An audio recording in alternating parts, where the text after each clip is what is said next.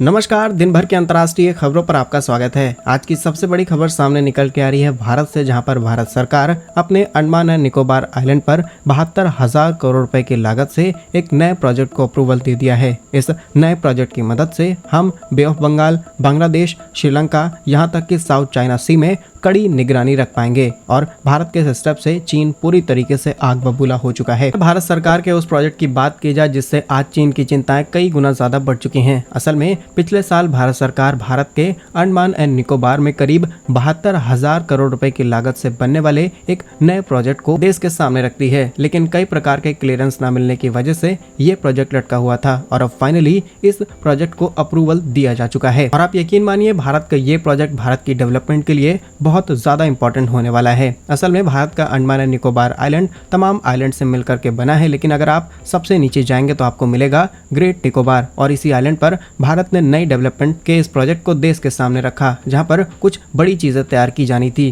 पहली चीज कि यहाँ पर एक इंटरनेशनल कंटेनर ट्रांसशिपमेंट टर्मिनल तैयार किया जाएगा। इसकी कैपेसिटी करीब करीब 14 मिलियन TEU यानी कि यूनिट ऑफ कार्गोज रहने वाली है। ये इतनी बड़ी कैपेसिटी है जिससे हम काफी बड़े ट्रांसपोर्ट को इजिली मैनेज कर सकते हैं। दूसरा इंपॉर्टेंट प्रोजेक्ट, यहाँ पर एक ग्रीन फील्ड इंटरनेशनल एयरपोर्ट तैयार किया जाएगा और यहाँ पर पैसेंजर्स नहीं बल्कि कार्गोज भी मैनेज किए जाएंगे। और सिर्फ पैसेंजर्स की बात की जाए तो एक घंटे में करीब करीब 4,000 पैसेंजर्स के ट्रैफिक को इजिली कंट्रोल किया जा सकता है। तीसरा इंपॉर्टेंट प्रोजेक्ट, यहाँ पर एक टाउनशिप तैयार की जाएगी जिससे इस आसपास चाहे कंटेनर शिप हो, एयरपोर्ट, जो लोग यहाँ पर काम करेंगे उनके लिए रहने की व्यवस्था की जाएगी। एंड नेक्स्ट इंपॉर्टेंट प्रोजेक्ट की यहाँ पर करीब 450 मेगावाट का एक gas and solar power plant तैयार किया जाएगा, जो कि 16,000 हेक्टेयर एरिया में फैलाया जाएगा। यानी कि जो पावर सप्लाई है उसी भी ग्रीन एनर्जी रिसोर्सेज से कलेक्ट की जानी है। और जब भारत सरकार ने साल 2023 के अंदर इस प्रोजेक्ट को देश के सामने रखा तो इसमें कई चैलेंजेस सामने आ रहे थे। फर्स्ट चैलेंज की एनवायरमेंट क्लियरेंस यहाँ पर